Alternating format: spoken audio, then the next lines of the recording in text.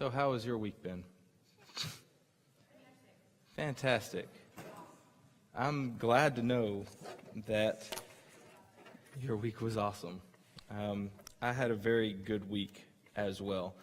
And it kind of prompted me to readdress this message that I've done before, but I decided to change it a little bit and bring it to a different angle.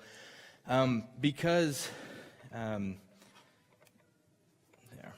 many of you guys know we live in the latter days? I mean, how many of you know it's upon us? It's here. We've read the scriptures. We know what's coming. We know the end of the book, the wearing out of the saints, as Daniel puts it, tribulation, as Matthew puts it. Tribulation's coming, like nothing the world has ever seen, according to Yeshua. Are you prepared? Are you ready? Do you guys know how to be prepared for the coming of the end of the world?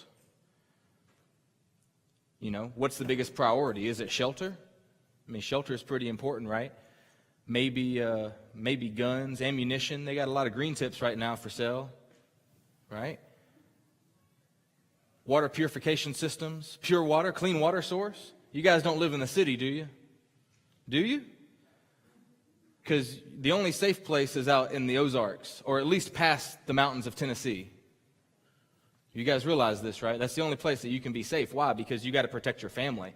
Because you have to be able to set up a fortress and have food set aside. And so when they come, that you will be able to protect your family. You guys realize that's what Noah did, right? That's what Noah did? Let's see here. I got this scripture. Peter tells us exactly what. And if he didn't spare the ancient world, but protected Noah, a preacher of righteousness, and 7 others, when he brought a flood on the world of the ungodly. So you guys know Noah, right? They made a big movie about him. It was pretty cool. Had the Nephilim and everything. Anyway. And Noah was a man that understood what to look for when the times of tribulation were coming. See, Noah understood what it meant to prep. He was the ultimate prepper, okay? And because Noah prepared,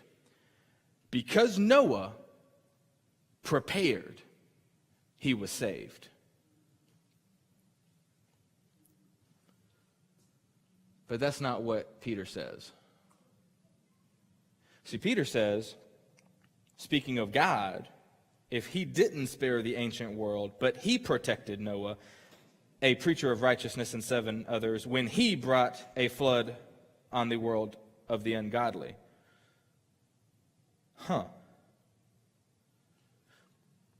Noah didn't save himself. Why was Noah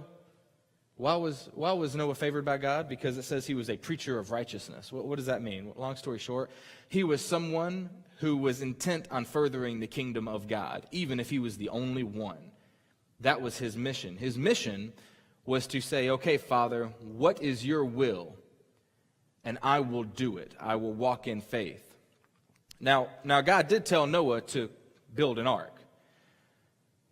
But Noah's obedience to building the ark wasn't prepping, it was obedience.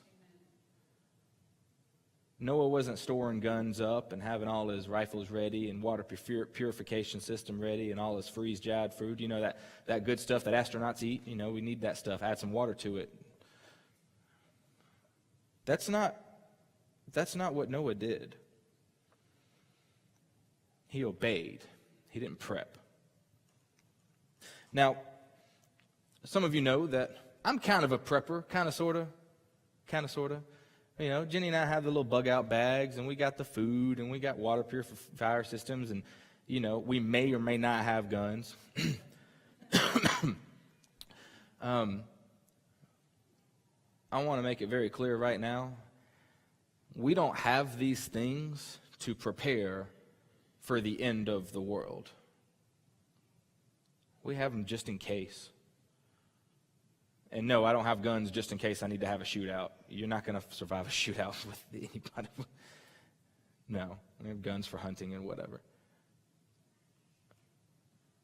Jenny and I are not preparing for the end of the world by storing up food or storing up guns or buying a piece of land out in the middle of the country. That way the government can't find us.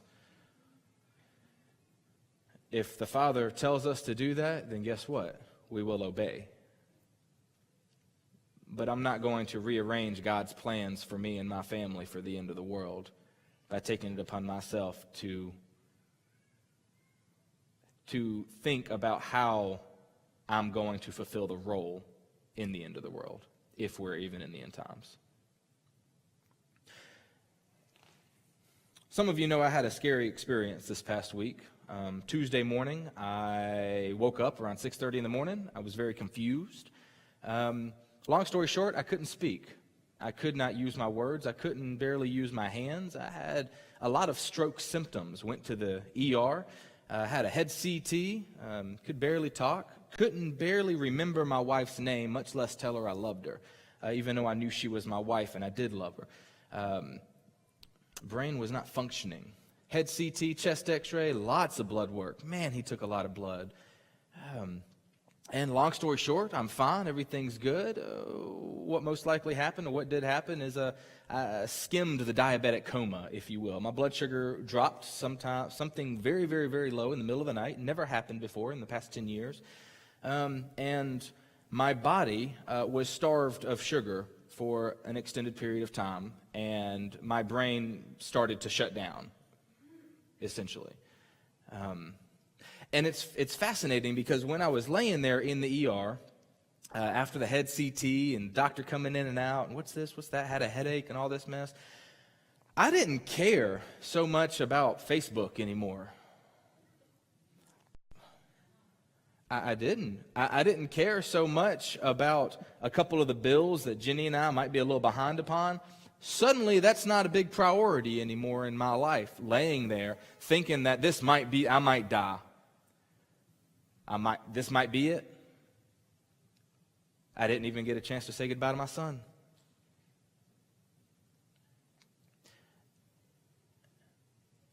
It caused me to refocus on several different things in my life in that moment.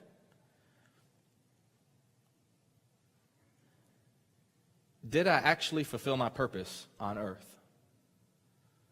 Did I? Have you? Have you actually stepped into the role that God has created for you to be in as a believer, as someone in the kingdom? Have you stepped into that role, and have you done the job that God has called you to do? Or when I die, will people just remember me as someone who maybe looked like he knew a lot of stuff? Let me tell you something about knowledge. Knowledge, guys, biblical knowledge. I mean, there's a lot of cool stuff in that book. A lot of cool stuff in the Bible and extra-biblical literature. A lot of cool stuff in the Hebrew language and the Greek language. Absolutely none of it will save you. None of it. It's one thing to learn about God. It's another thing to have a relationship with God. And I feel sometimes that we get trapped in this mindset that we must know everything and we must understand everything. And every single question that comes up, theological question or chasm that comes up, we have to know with 100% certainty whether that is correct or this is correct, or did Jesus really die on Wednesday or was it a Friday? Who? That didn't save you. Most of you in this room accepted Christ into your life before you even read the Bible. Did you not? I was talking to my friend Chris Pope over at Tour Babies, and we were talking about caffeine intake. And anybody know what this is? This is a Rockstar energy drink. Now, I like coffee and espresso, and I like lots of espresso in coffee. And I also like Monster, Rockstars, whatever. It is what it is. Now, how many of you guys drink energy drinks? We got a couple people that are coming out of the closet. Okay, good. How many of you guys drink coffee? How many of you guys drink coffee, look down at people who drink energy drinks? I see you. Look at you. Yeah. Like you much better. This can of Rockstar has 240 milligrams of caffeine in it. Oh, that's good stuff. Now, granted, when I worked as a valet, I used to drink espresso every night. One time I drank 8 shots of espresso. Time stood still. It was an amazing evening. But caffeine intake. So 240 milligrams of caffeine is in this Rockstar energy drink. And many of you know, hang out with Jason, you can buy those water flavor squirts. You know what I'm talking about? You can squirt them in water and shake them up, and they taste like strawberries. They're awesome. Well, they have some that have caffeine in them. 60 milligrams per squirt. And so you take your 240 milligram Rockstar soda, and you take your caffeine additive, and you just do a couple squirts in, just no big deal, right? Go to the gym, you're going to be throwing some weights around, right? I realized that I should probably stop drinking caffeine when I added about 100 milligrams of caffeine to a 240 milligram Rockstar drink. Didn't feel a thing. When I drink coffee every single morning, it didn't do anything for me. I could drink water or coffee and I feel the same. And so I'm taking a break from caffeine right now. But I wanted to impress something on you. Knowledge, for the sake of having knowledge, is like caffeine. I mean, any who loves coffee? We all love coffee, right? And so when you first started drinking coffee, it's kind of nasty, but you're like, man, this feels great. I don't even care if it tastes nasty. I'm going to actually say it tastes good just to trick myself, right? And you start drinking caffeine, and caffeine's good. Is caffeine good? You can be honest, caffeine's great, right? And caffeine's addicting. We can say it. It's okay, right? And sometimes you want a little bit more, and you crave a little bit more. Maybe you're having a rough day. Man, I ain't going to make a Keurig pot. Turn the switch, right? We're going to make a whole pot. Dunkin' Donuts, small. We want more, and we want more, and we crave more. The more caffeine we can get, the better we feel, the more fun it is. This is like knowledge, guys, just for the sake of having knowledge. If you want knowledge, if you study history just for the sake of studying it, if you study the Bible just for the sake of studying the Bible, just for the sake of learning and having knowledge, it's not going to last, because one day you're going to start reading some more of the Bible, and it's going to be stale, just like your relationship with God probably is, because it's been replaced with something else. Not going to be exciting anymore. I've learned everything. Do you have a relationship? That's something that'll never fail. You guys understand what I'm trying to say? Our pursuit in our faith, the goal of our pursuit of our faith is not to the Bible. It isn't. Guys, I love the Bible. I study the Bible. The goal in the pursuit of our faith is not to the Torah. That's not our goal. It's not. The goal in pursuit of our faith is to our King and our God. That's what we're running towards. We're not running towards the Bible. We're not running towards the Torah. We're running towards the Father. We're running towards the Son, who is our King. The Bible can help facilitate that relationship, but it is not that relationship. The Bible is not your God.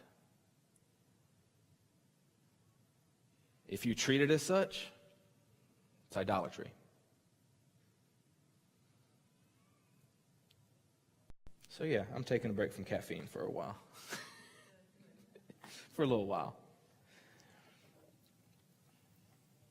I wanted to talk about how to prepare for the end of the world today, and I admit that was kind of a bait title. Gotcha here. I have a book here. It's a fantastic book, and I'd like to read a few stories. Can I read a few stories to you guys from this book? It's a book about people who have prepared for the end of the world, actually, and we can learn a lot from them. And it's about believers in Yeshua who understood their vocation as image bearers. Their vocation as tselim is what that word image is, and in Genesis. It actually means not idol, but statue, like an idol, if you will. That's what you were created to be for God's presence. You were created to be a vessel for God. And so I have a few stories here. Can you guys bear with me? You don't have a choice. Let me see if I can turn here. Here we go.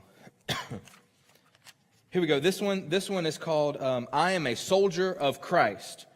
Okay? And this book is called Jesus Freaks, because it's about some Jesus freaks, right? And it's about a 15-year-old boy, this short story, called Roy Ponto. And he lived in Indonesia in 1999. And so the story begins. The teens could tell that the shouts and chanting were getting closer and closer. An older teen looked nervously at his friend. The Muslims are coming. We'd better hide the kids. Others, following his lead, helped the smaller children find hiding places in the buildings nearby. Then they hid themselves. It was January, and a crowd of mostly Christian children and teenagers had gathered for a Bible camp at a station field complex in Patimura University on the island of Ambon, Indonesia. When the camp was over, cars came, taking the laughing, rejoicing children back to their homes, but there was not enough cars to hold all the young people. Meki Sinakik and 3 other Christian men had gone to Wakal village to try to rent an additional vehicle to take the rest home, but they had not come back yet. What the kids waiting for their rides didn't know was that on their way to the village, the men were attacked by a Muslim mob who pulled them from their car and onto the road, and Meki and one of the other men were stabbed to death, and later their bodies were burned by the mob. The 2 other men escaped with their lives. Before long, the mob reached the university. They found many of the teens and forced them to come out of hiding. Roy was forced from his hiding place and made to stand before the mob. "Renounce your Jesus or we will kill you," they threatened. Roy was terribly frightened. Though trembling, he looked up and he answered, "I am a soldier of Christ." At this, one of the Muslim attackers swung a sword at his stomach. The sword hit the Bible Roy held and ripped into it, ripping it out of his hands. The man's neck swing sliced open Roy's stomach, and his last words was Jesus. The mob dragged Roy's body out and threw it in the ditch. 4 days later, his family found it. Even though they are racked with grief, Roy's parents stand proud of their son who stood strong in his faith to the end. I have another story here. Let's see here. Here we go. This one takes place in North Korea, I believe. Here we go. The title of this story is More Love to Thee. Pastor Kim and his entire congregation in North Korea in the 1950s. For years, Pastor Kim and 27 of his flock of Korean saints had lived in a hand-dug tunnel system beneath the earth. Then, as the communists were building a road, they discovered the Christians living underground. The officials brought them out before a crowd of 30,000 in a village of Goksan in a public trial and execution. They were told, "Deny Christ or you will die," but they refused. At this point, the head communist officer ordered 4 children from the group seized and had them prepared for hanging. With ropes tied around their necks, the officer again commanded the parents to deny Christ. Not one of the believers would deny their faith. They told the children, "We will soon see you in heaven." The children died quietly. The officer then called for a steamroller to be brought in. He forced the Christians to lay down on the ground in its path. And as its engine revved, they were given one last chance to recant their faith in Jesus. Again, they refused. As the steamroller began to inch forward, the Christians began to sing a song they had often sung together. As their bones and bodies were crushed underneath the pressure of the massive rollers, their lips uttered these words: "More love to thee, O Christ, more love to thee. Thee alone I seek, more love to thee. Let sorrow do its work, more love to thee. Then shall my last breath whisper thy praise. This be the parting cry my heart shall raise. More love, O Christ, to thee." The execution was reported in North Korean press as an act of suppressing superstition. Finally, there was a Christian pastor in Cuba who was asked to sign a statement containing charges against his fellow brother and believers that would lead to their arrest. He said, the chains keep me from signing this document. I can't sign it. The communist officer protested, but you're not in chains. I am, said the Christian. I am bound by the chain of witnesses who throughout the centuries gave their lives for Jesus Christ. I am a link in this chain, and I will not break it.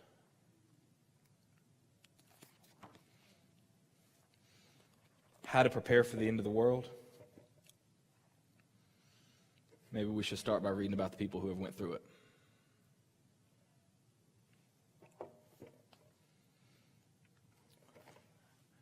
Matthew 10, verse 34, starting in verse 34, it states this: Do not think that I have come to bring peace to the earth. I have not come to bring peace, but a sword. I have come to set a man against his father, a daughter against her mother, and a daughter-in-law against her mother-in-law, and a person's enemies will be those of his own household. Whoever loves his father or mother more than me is not worthy of me, and whoever loves son or daughter more than me is not worthy of me. And whosoever does not take his cross and follow me is not worthy of me. Whoever finds his life will lose it, and whoever loses his life for my sake will find it. This was an understanding in the early church, all the way until now, at least in most of the world. The understanding that it brings God glory to follow in the footsteps of Yeshua.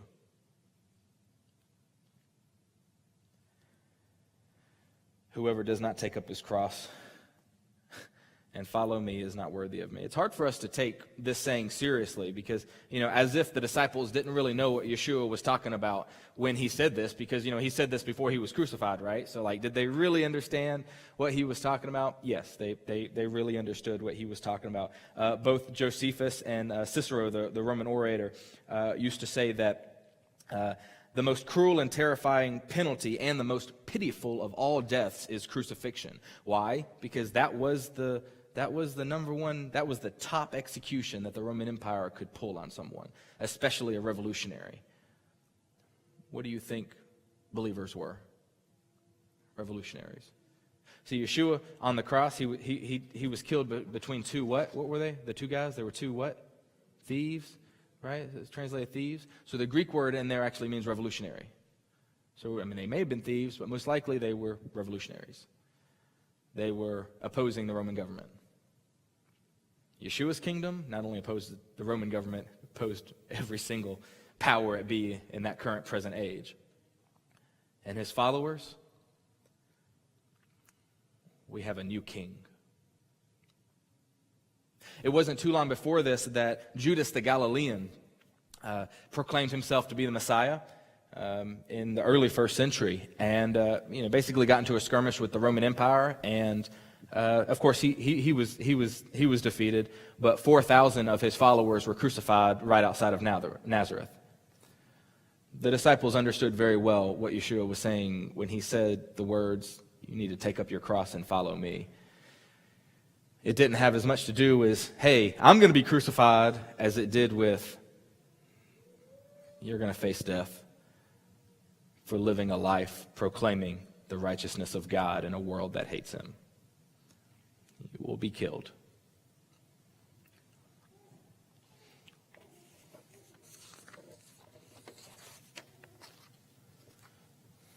Paul asserts a mandate, our vocation as believers in Yeshua, and I'm going to pull this verse up, and you're going to be like, "This verse again, Matthew?" And I'm going to be like, "Yeah, this verse again."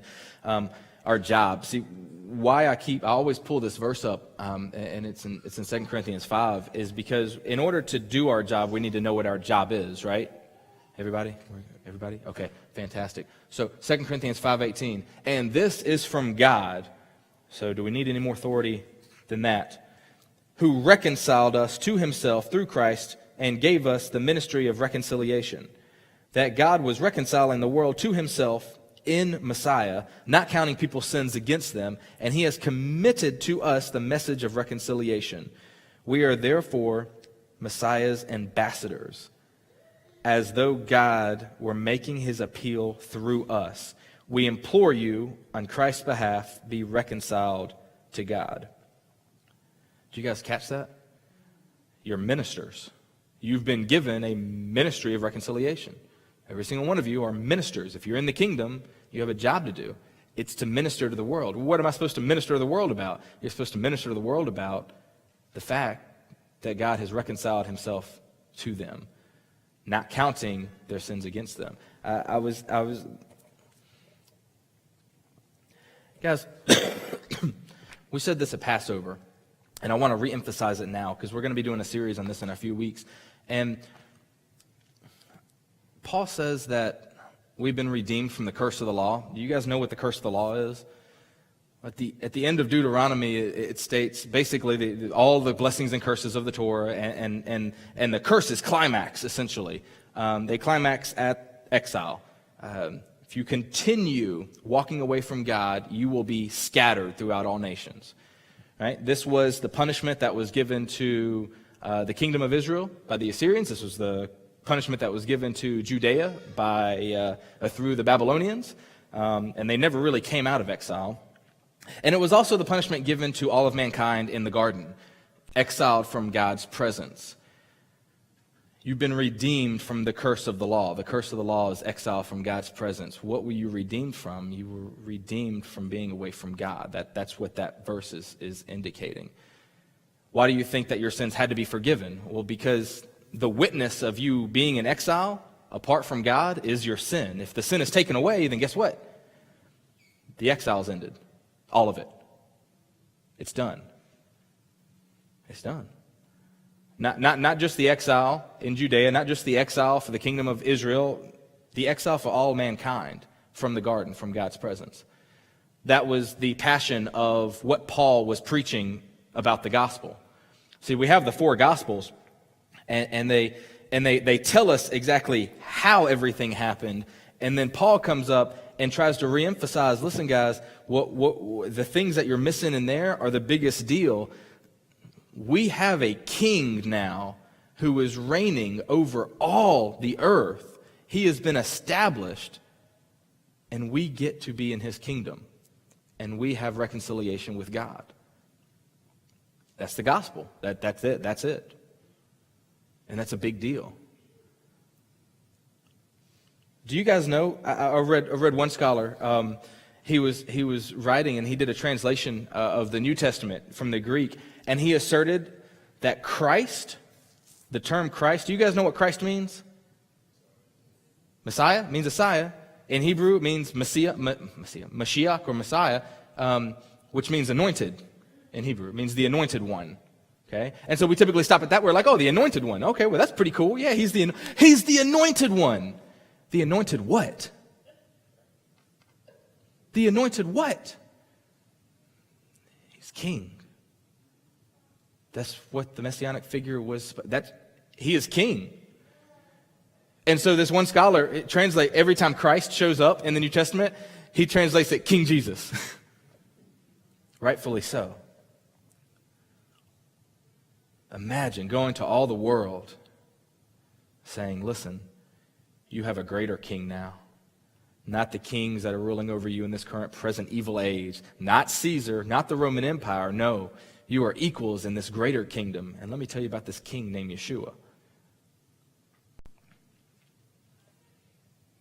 Let me tell you about how you're going to be an ambassador to the king. And you are now a minister of reconciliation. And so I ask, are you doing your job as ministers of reconciliation? Declaring to the world that, listen, you don't have to be apart from God's presence any longer.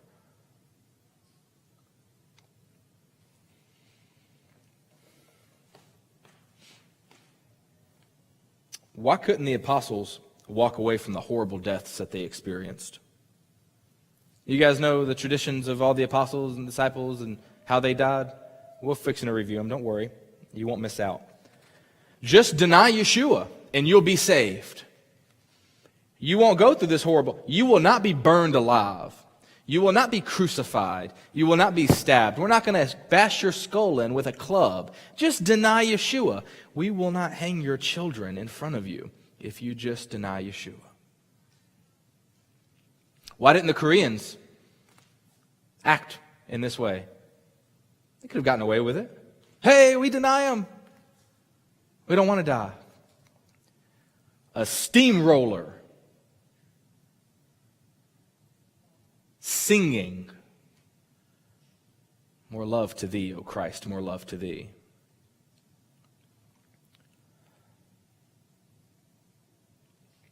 Because they understood that in that moment, they were imitating the footsteps of Yeshua. Well, why did suffering have to happen to Yeshua? Suffering had to happen to Yeshua so that the unconquerable love of God could be portrayed to the world in a way that it would not be ignored. Crucified? Crucified? No one's going to come back from that.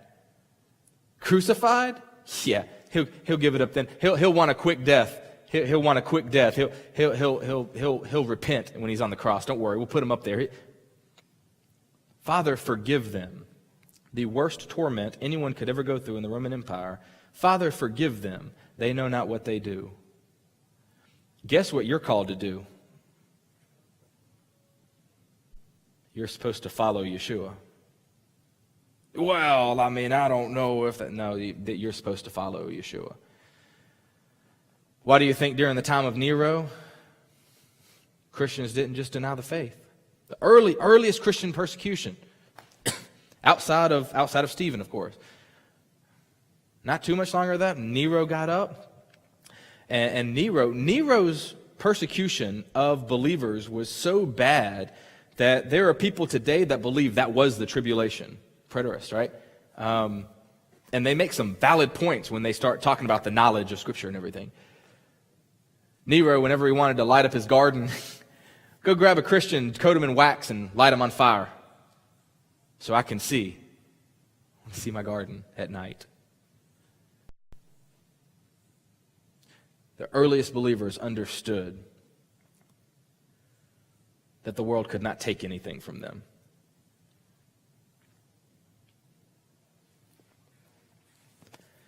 I have a quote here from Tom Wright, and he states something very profound. He says, "The victory found in the cross will be implemented by the same means." Through Yeshua's suffering, death, burial, and resurrection, the unconquerable love of God was witnessed by all the world. That same victory may be seen in your life. It may be seen in my life. If we're willing to follow our Messiah wherever we would go. Sorry, guys. Did you maybe the title of this message really caught a lot of people off guard. Maybe you thought this was going to be a really fun message about, shelter and how to survive the end of the world and how to make it, right? That may not be what you're called to do. You may not be put in a place where that is the conclusion. Have you prepared yourself for that?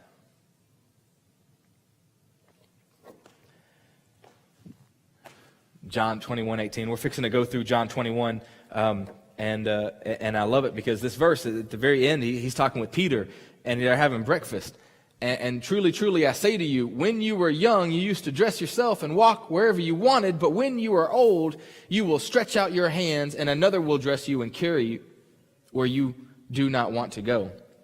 See, a couple of you looked a little surprised earlier when I said it brings glory to God when you follow the footsteps of Yeshua in suffering. Like, what? That's biblical. That's this verse right here, verse 19. This, he said, he is Yeshua, said to Peter to show by what kind of death he was to glorify God. And after saying this, he said to him, "Follow me."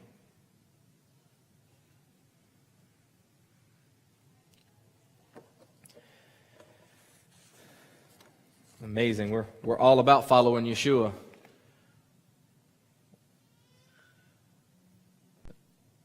Until some of us realize where he's wanting us to go.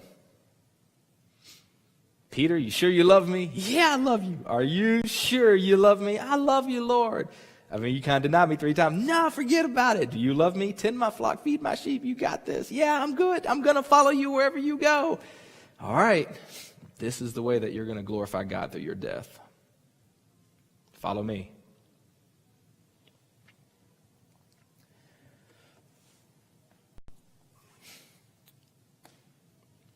Guys, I want to emphasize something today, and besides the stories, besides everything else, I want to emphasize what took place on the cross, and I want you to leave here understanding that what took place on the cross was revolutionary. It was kind of a big deal. It was the greatest thing that took place since creation.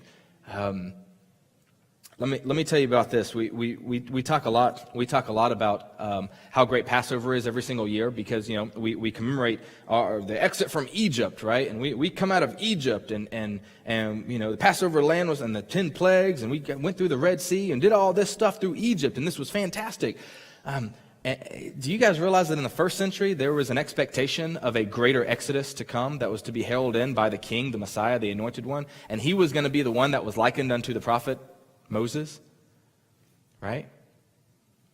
And so the fact that Yeshua had 12 tribes and the 12 tribes, that's not, or the fact that he's known as the Lamb, the Passover Lamb, yeah, or maybe let's see here, you have 40 days in the wilderness. Yeshua fasted for 40 days, just like Moses did on the mountain during the Exodus account. Oh, and then they also had those 40 years, and the three sins the three temptations that Yeshua had were likened unto three of the temptations that Israel had in the desert. What were they? When Israel rebuked God or rejected God's provision, and so he gave manna. Fine, I'll give you some manna. Just turn this rock into bread, Yeshua. Come on, you can do it, right? Well, what was the other one? Let's see here. When he took him up at the high pinnacle of the temple and said, "Jump off, the angels will catch you." There was the incident where Israel was in the desert and they finally got fed up, right? Because they were selfish and ungrateful, and they said, "Is the Lord with us or not?" Wandering through the wilderness, is he here or not? And Yeshua, throw yourself off. I mean, God is surely with you, right? Golden calf, replacing God with something else completely. Yeshua, bow down to me and I'll give you everything.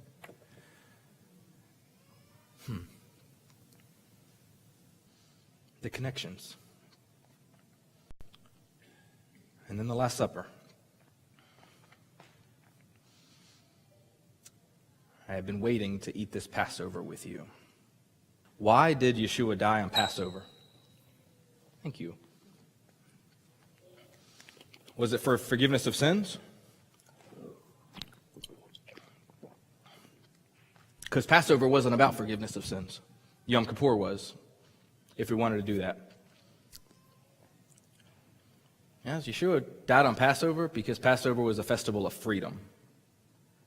And it wasn't just freedom from Egypt. It wasn't just freedom from a taskmaster as bad as Pharaoh. It wasn't just freedom from a corrupt government that enslaved us. No, it was freedom from something greater. It was a greater Passover, a greater Exodus that took place. It wasn't freedom from slavery. It was freedom from sin, exile from God. It wasn't freedom from Pharaoh. It was freedom from the powers of this present evil age.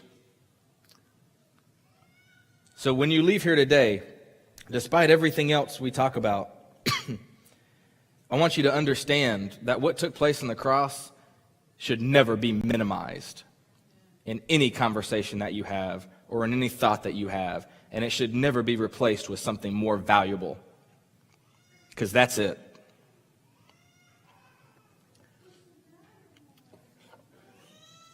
You guys know how the first believers died? Peter, right? First pope. He was crucified under Nero's regime, and when he went to go get crucified, tradition says that he proclaimed that I don't deserve to be crucified in the same manner as my king. Turn me upside down. Paul got his head chopped off in Rome, proclaiming who his king was. Andrew, said to be crucified in Greece. Thomas, the doubter, went east of Syria, so he went past Syria and he was speared by soldiers. Philip, there's two accounts of his death. One, he was crucified. The other, he was beheaded in Hierapolis. He died. Matthew, like that guy, he was stabbed to death. Bartholomew, several accounts stating that he was martyred. let's see here, James. Josephus allegedly seems to indicate that he was stoned and then he was clubbed to death, so his head was crushed in with a bat. Simeon the Zealot, the story goes that he ministered in Persia and was killed for refusing to sacrifice to a sun deity. I will not sacrifice to a sun god. I don't worship a sun god. We're going to kill you. Then kill me. I will not betray the loyalty to my God by worshiping your false pagan sun gods. Killed. Matthias replaced Judas, that guy. Tradition says he went with Andrew to Syria and was burned to death. And then John. John, tradition puts him as the author of Revelation. And he took care of Mary, Yeshua's mother, exiled to the island of Patmos. Early Latin tradition states that he was boiled in oil, alive, and then escaped. So we're not sure what happened to him. Guess what? The pursuit of the world to snuff out the message of God's reconciliation did not stop with them. It still continues today. Go to Syria. Go to the Assyrian Christians that are dying right now. What are we supposed to be doing? How are we supposed to be preparing ourselves for a life following Yeshua? Turn with me to John 21. We'll just read through this chapter real quick because this is a fantastic chapter. Because this is a chapter about fishing, about feeding, about following, and about being faithful to Yeshua. How many of you know that your job is to be a fisherman? That's what we're supposed to be doing. 2 people. Fantastic. We're going to learn how to fish. This chapter is about fishing for people. When Yeshua told his disciples that he would make them fishers of men, you guys remember that? Right? I'm going to make you guys fishers of men. It was not just a phrase he made up. It's actually from Scripture. He got it from Jeremiah 16:16. And Jeremiah 16:16 is speaking about God sending fishermen and hunters to gather the, guess what? Exiles. Gather the exiles. Because that's what Yeshua came to do. To regather not just some of the exiles, all of mankind who was in exile away from God. How many of you guys know that God loved more than just Israel? Is that dangerous to say? I'm glad he did. He loved the world. That through a people he would allow to be a light into the world, if they would choose to be, and his kingdom would spread.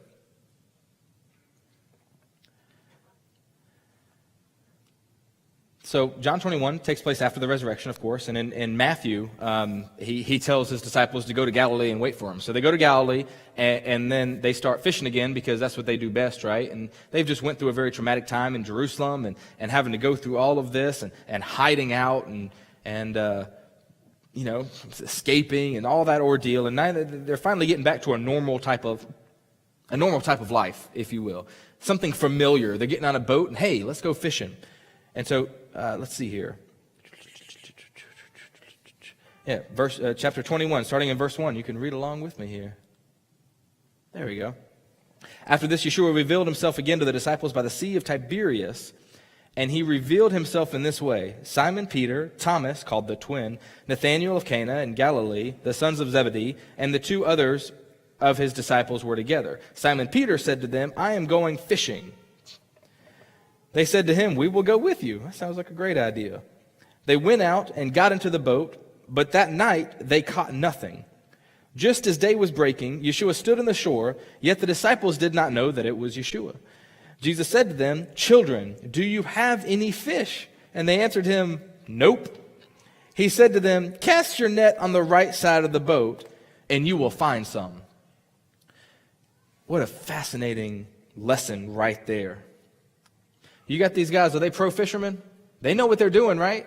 They've been doing it all their lives, what they were trained to do. Didn't catch nothing. Yeshua says, toss your net over to the right side. So they did. It's amazing because you cannot do anything without the provision of Yeshua. This doesn't happen. Does not happen. What's John 15:5 say? Apart from him, we're nothing.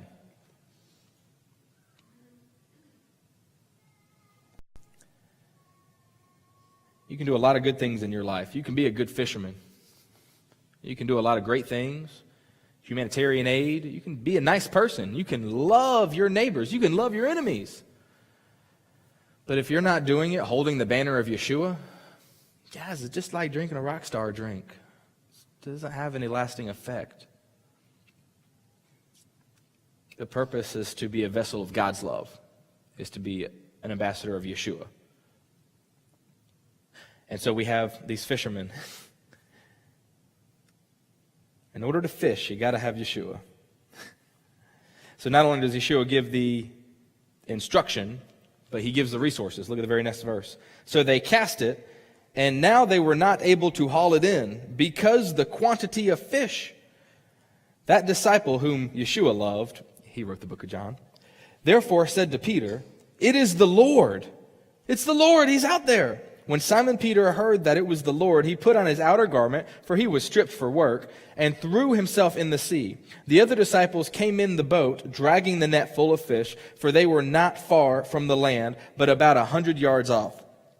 When they got out on the land, they saw charcoal fire in place, with fish laid on it, and bread. But Yeshua said to them, "Bring some of the fish that you just caught. Why don't you bring some of your fish to this breakfast, to this meal?" Yeshua could have fed the disciples, but he chose to serve them. He chose to host the meal. Once again, an example. Verse 11, so Simon Peter went aboard and hauled the net ashore, full of large fish, 153 of them. And although there were so many, the net was not torn. So Peter's always the guy jumping out of a perfectly good boat. I mean, good gracious. So just overzealous and passionate for his king, for Yeshua. I love that. It's kind of like when Mary went to the tomb. What angels? I'm looking for Yeshua. You know, big angels, I don't care about y'all. Where's Yeshua? The Lord's out there? Peter, we got a lot of fish. We need your help. Bah! Swim into the shore. Yeshua, right? Finally, disciples get up there. He just left them all to drag the boat in. Finally, Yeshua looks at him. Why don't you go get some of the fish that you just caught? So Peter had to go back and help haul the fish in, you know. Man, I want to be Peter. I want to have that excitement every single day when I wake up. I want to have that excitement every single time that I see someone in need that I can help. I want to have that type of excitement when I see someone that can be ministered to by the love of God through me. I want to be that excited. To just jump out of the boat, stop what I'm doing, rush over and say, Father, use me. How many of us do that?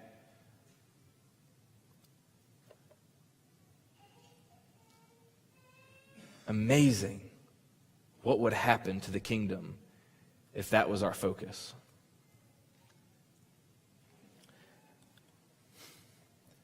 $153 fish. You guys know why there was 153 fish, right?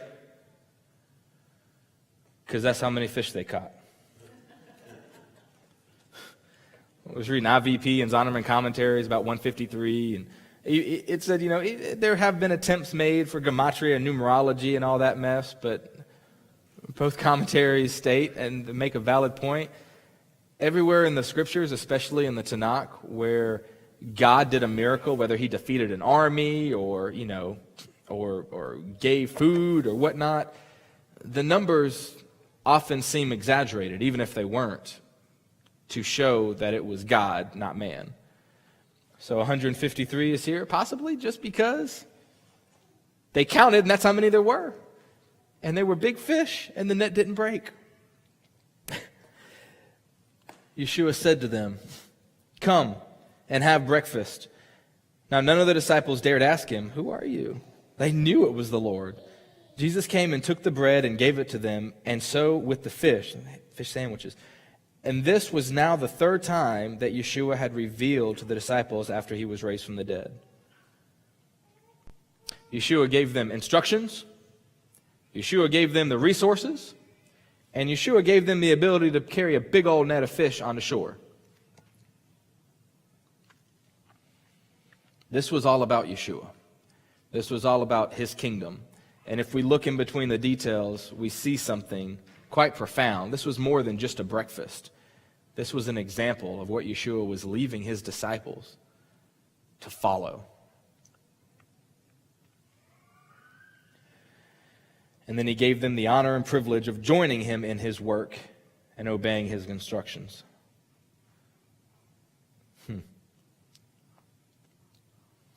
Yeshua, the one thing that we learn through verses 1 through 14 is Yeshua prepares and equips his people. You guys know that? Yeshua prepares and equips his people, equips you to do what? To do his work. That's what ambassadors do. Just because Yeshua isn't physically here is not an excuse not to continue the work that he started here. You have the resources. You have the instructions. Do it. Even if that means going up on the cross, do it. Be an example. If that means helping the poor, do it. If that means healing the sick, do it. If that means supporting someone, do it. If that means calling someone you know has been having a bad week just to see how they're doing, maybe you can start there. We have instructions and we have a mandate and we have the work to do. Are we prepared to do it?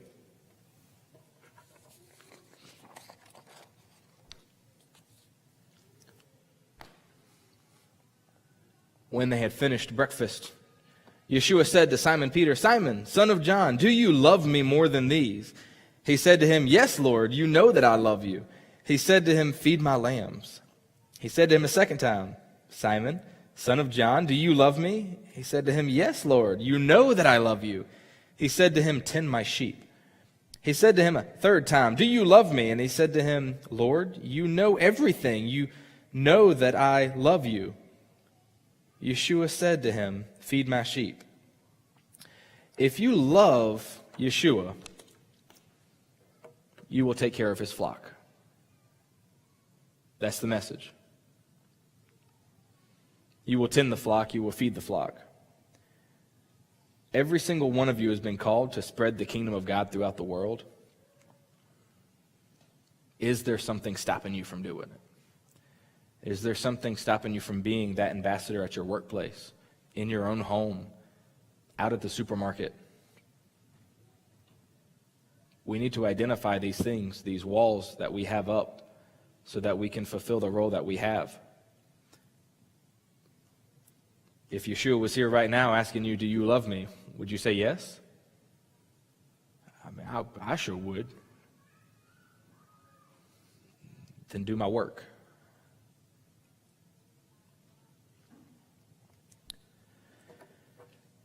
Truly, truly, I say to you, when you were young, you used to dress yourself and walk wherever you wanted, but when you were old, you will stretch out your hands, and another will dress you and carry you where you did not want to go.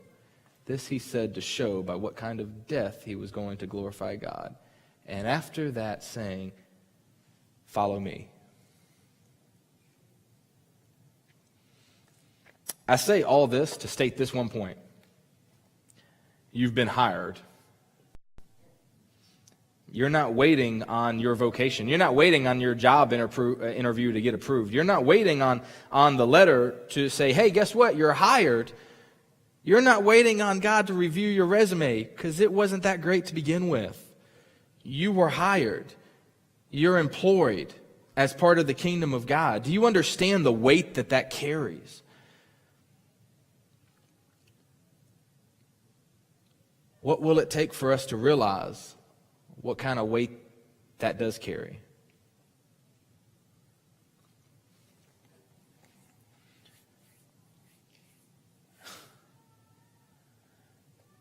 The only thing I pray that I can give you today is an encouragement, a boldness to be the witness of Yeshua that you were employed to be. When you walk out these doors, here, we're going to say, hey, we're going to hug, pray over each other. It's going to be great. When you leave, the people that you engage with, will they know that you're working for the king? Will they know that you're an ambassador? Will they know that you're a believer? Will they know that you serve Yeshua? Is that something that they're going to understand when they see you, when they hear you speak, when they see you engage with them in when they see you engage with other people? Because that's how we fish. I hope that you will find the boldness within yourself to say, you know what? I am an ambassador of the King of Kings, the Lord of Lords. God, help me do my job. So why the suffering? Why'd you bring that up, Matthew? That's uncomfortable to talk about. Well, because that's the formula. That's God's love. That God's love was poured out upon all creation. Why the suffering? Because the defeated powers are fighting back. The powers of this world do not want God's love to flourish. They do not want God's kingdom to reign. So that's why they're suffering, is what it is. What can they take? Paul says this in 2 Corinthians 6:4. He says, "But as a servant of God, we commend ourselves in every way by great endurance." Great what? In tribulations, hardships, calamities, beatings, imprisonments, riots, labors, sleepless nights, and hunger. By purity, knowledge, patience, kindness, the Holy Spirit, genuine love, by truthful speech, and the power of God, with the weapons of righteousness for the right hand and for the left. Through honor and dishonor, through slander and praise, we are treated as impostors, and yet we are true. As unknown, and yet well known. As dying, and behold, we live. As punished, and yet not killed. As sorrowful, yet always rejoicing. As poor, yet making many rich. As having nothing, yet possessing everything. Colossians 1:24. Now I rejoice in my sufferings for your sake, and in my flesh I am filling up what is lacking in Christ's afflictions for the sake of his body, that is, the church. How many of you guys never seen these verses quite in this light before? Just emphasized. Romans 5:3. Not only that, but we rejoice in our sufferings, knowing that suffering produces endurance, and endurance produces character, and character produces hope, and hope does not put us to shame, because, everybody say because, God's love has been poured into our hearts through the Holy Spirit who has been given to us. For while we were still weak, at the right time, Christ died for the ungodly. For one will scarcely die for a righteous person, though perhaps for a good person one would dare even to die. But God shows his love for us in that while we were still sinners, Christ died for us. Remember that when you leave today. Romans 8:17. And if children, then heirs. And if children, then heirs, heirs of God and fellow heirs with Christ, provided we suffer with him in order that we may be glorified with him. For I consider that the sufferings of this present time are not worth comparing with the glory that is to be revealed to us. For the creation waits with eager longing for the revealing of the sons of God. For the creation was subject to fertility, not willingly, but because of him who subjected it, in hope that the creation itself will be set free from its bondage to corruption and obtain the freedom of the glory of the children of God.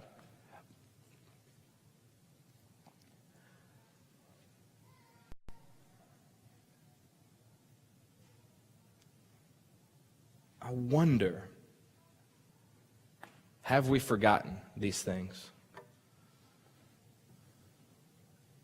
Have we forgotten the very basic of what it means to be a believer, the very foundation?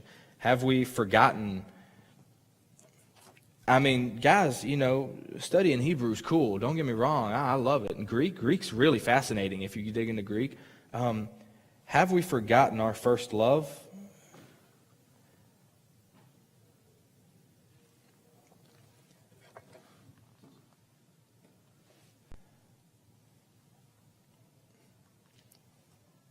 This is the attitude that encouraged Paul when he was illegally beaten, stoned, imprisoned, bit by the stupid snake, and shipwrecked. Shipwrecked was Titanic. I mean, ship sunk in the sea. He made it to shore. Until finally he made it to Rome. And when Paul was in Rome, he was placed in prison, and he was placed in the very court of Caesar, under Caesar's nose. And do you know how the book of Acts ends in chapter 28 there? It ends with Paul standing there with the now defeated leader of the Roman Empire, right? And Paul is staring at the court, and Paul does not shiver, he does not shake, he's not scared, he's not fearful, he's not trembling, he's not stuttering over his words. He has the boldness it takes to look and say, Yeshua is King and He is Lord. That is what suffering got Paul. And then his head was cut off. But what did they take from him? You guys know what the word martyr means? Witness. Witness. Witnesses. More verse here. Acts 14:22, strengthening the disciples by encouraging them to continue in the faith, by telling them it is necessary to pass through many troubles on our way into the kingdom of God. Perseverance. Guys, we share in the life of Messiah. We share in the suffering of Messiah. Guess what? Share in the burial, and we're going to share in the resurrection of Messiah. We know where we've come from. Do we know where we're prepared to go? We don't need to prepare for the end of the world. We need to rely on God to prepare us for what He's willing for us to partake in, whatever form of glorification that would be for Him.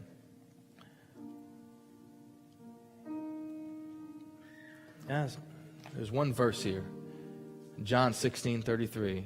I have said these things to you, that in me you may have peace. In the world you may have tribulation, but take heart, I have overcome the world. And so, this message really wasn't how to prepare for the end of the world, because God's going to prepare you for whatever you have to go through. I know that there are many people in the fellowship going through different trials and tribulations right now.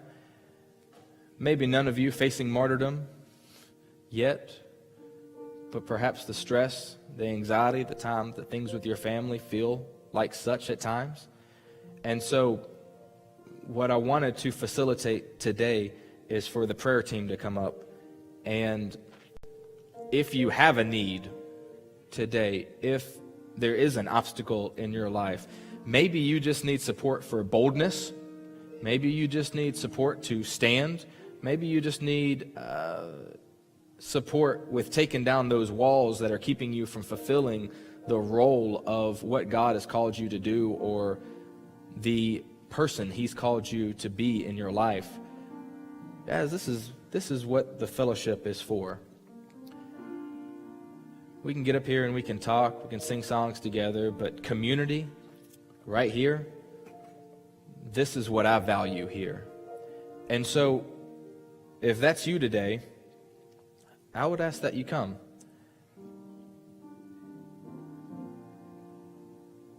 If there is something in your life that you need help with, or you just want encouragement with, we have a prayer team right here dedicated for you.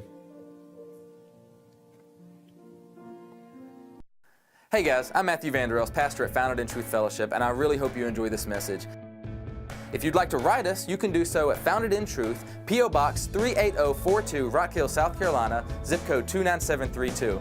You can also check out our Facebook page at facebook.com/foundedintruth. If you would like to see more messages and teachings like this one, please subscribe to our YouTube channel by clicking here. And if this message has been edifying to you, please consider supporting us and the ministry through our secure online giving portal here.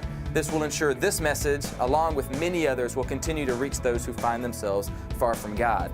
I pray that you stay blessed. I pray that you guys stay encouraged. And I pray that you stay fit. Founded in Truth. We'll see you guys next time.